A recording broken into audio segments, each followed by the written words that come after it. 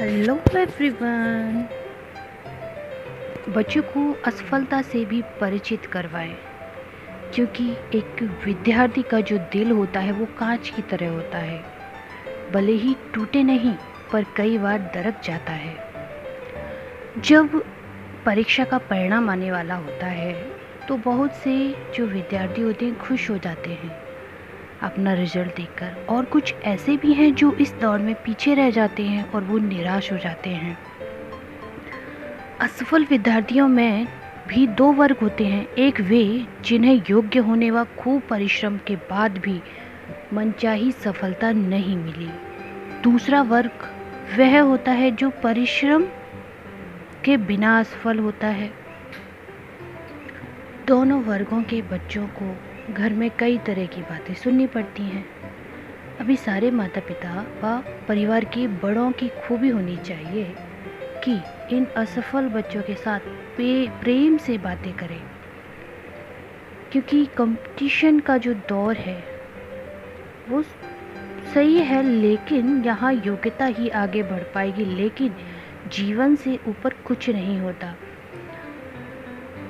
अगर कंपटीशन यानी प्रतिस्पर्धा के चलते थोड़ा सा भी अगर बच्चे पिछड़ जाते हैं और उन्हें हम परिवार के जो लोग हैं उन्हें भला बुरा कुछ ताने वगैरह सुनाते हैं, तो बच्चे अपना जीवन दांव पर लगा देते हैं।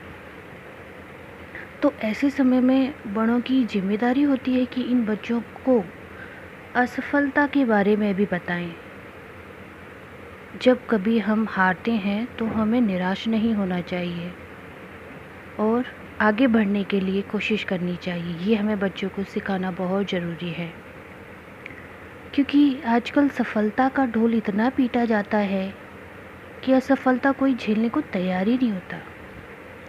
हर पेरेंट्स ये चाहता है कि हमारा बच्चा आगे जाए और कभी किसी से पीछे ना रहे, तो हम उन्हें ये भी बोलते जाते हैं, बेटा उससे कम नंबर मत लेके आना, उसके इतने नंबर आते हैं, वो इतना अच्छा पढ़ता है, वो ऐसा है, वो ऐसा है, तुम उसकी तरह बनो। ऐसा क्यों है?